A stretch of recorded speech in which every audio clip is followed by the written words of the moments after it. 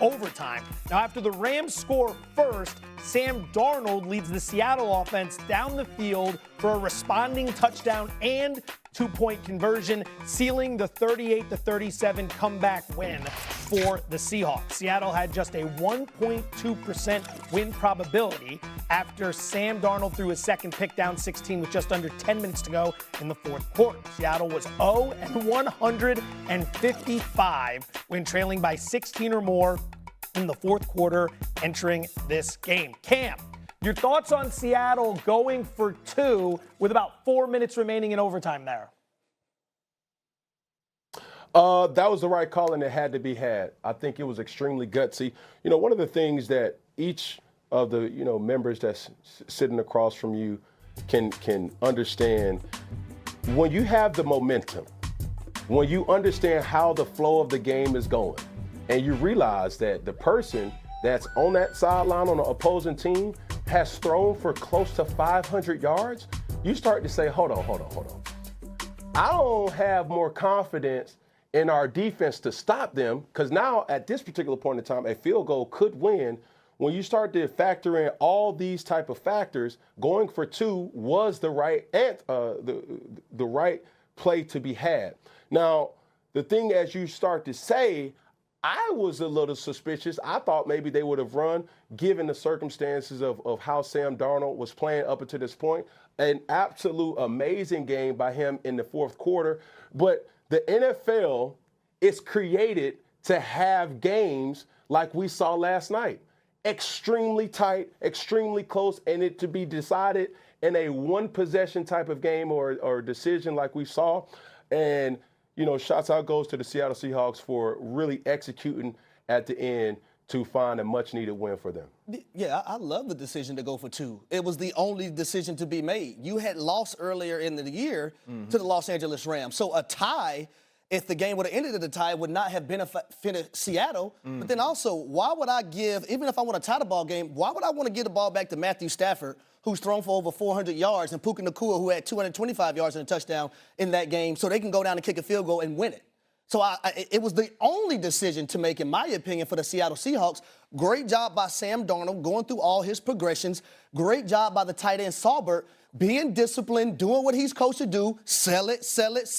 Then you leak over in the middle of the football field, OTB over the ball. Sam Darnold, great job hitting them. Game over. Seattle has the number one seed. Well, the big thing is this, though. Scared money don't make money. Mike McDonald was playing with house money. There you go. You were down 30-14. Your quarterback gave a touchdown away, throwing an interception in the red zone. He set up a touchdown, throwing an interception to Wallace. But in that, being down 30-14, two-point conversions twice. Excellent play call to Cooper Kupp. He settles right in the zone. You get lucky. The officials got it right. It's a backwards pass. Charbonnet picks it up. It's a touchdown. You drive. After Puka Nacua just bust his whole forehead on the field goal post scoring a touchdown, you think you're going to give it back to him? And I'm already 2 for 2. It's a great call by Mike McDonald. And both of these coaches were uber aggressive the entire game. They played to win. Keep in mind, that's the optimum word right there, playing to win, because that situation in overtime with 10 minutes in this format, first team scores a touchdown, you come down and score, you bypass the two-point conversion, how much time are you going to have left to win that game? There's about 4 minutes left. Even if you stop the Rams and they bleed out enough clock, you might not have enough time to go back down and score. Every team down 7 in OT should be going for two. Well, to your point, Joe, they weren't stopping the Rams. You were down no, two they were safeties. Not. That's the other The problem. Rams are going down, and they were going to win that ball game.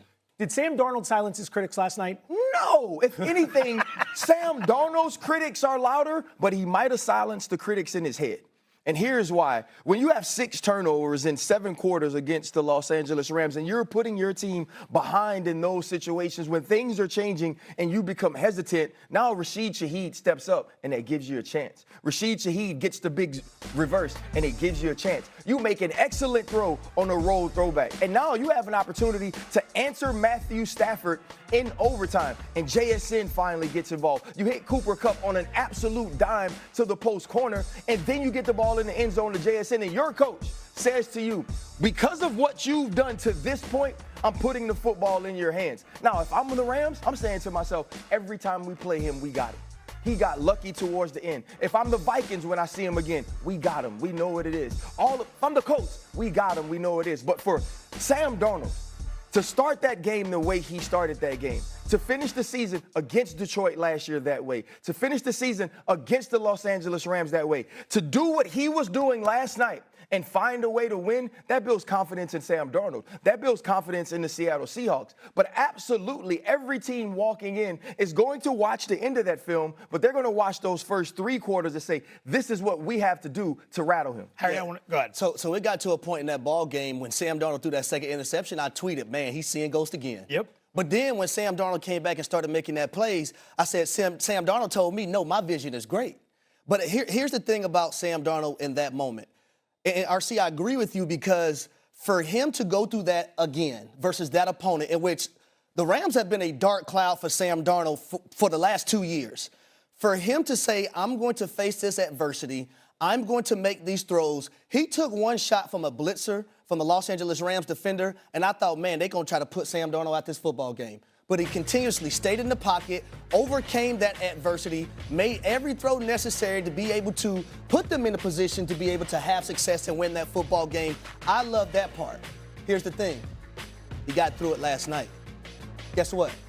The San Francisco 49ers, they have an opportunity to still win the division. They still have an opportunity to still have the #1 seed in the NFC. Week 18. So just because he did it last night, you better be able to do it again week 18 when you play the San Francisco 49ers because it's the same situation that happened last year when he was with the Minnesota Vikings going against the Detroit Lions. And that's everything I just said is what everyone going to bring up on every single network when leading up to that ball game. Can Sam Darnold get it this year? Can he get it done this year? And can he right his wrongs from what happened a season ago? Let's get the MVP back in here. Cam, what'd you think? Did Sam Darnold shut everybody up last night?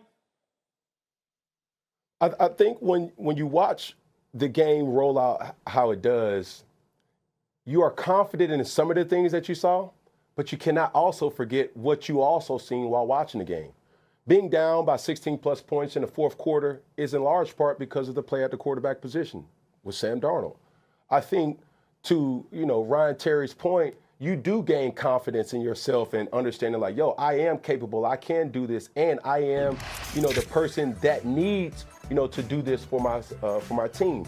But one of the main things that I look at when I'm observing quarterbacks or just play in general is what are you going to go through that's going, or what is your process of getting out of the funk? And when you think about the Seattle Seahawks amongst other teams in the NFL, everybody knows what they're capable of. Everybody is extremely confident. Can they be the team that can play for the NFC Championship or be the representative of the NFC in a Super Bowl? But it's only contingent off of one individual, and that's Sam Darnold.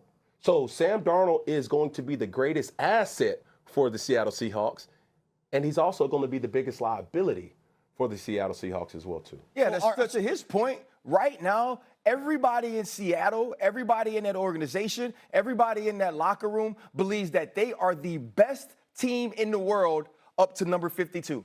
And 53 is Sam Darnold. And so what Cam is talking about, whether he's an asset or a liability, if you've thrown 6 interceptions against this team, and remember, he threw 4 the first time, and they were right in the thick of it to win. Still could have because won. they played that well defensively. In this game, Shaheed bails you out. Kenneth Walker, who you've had an APB out for the entire season in the run game, has a huge game. Everyone stepped up to give Sam Darnold that chance.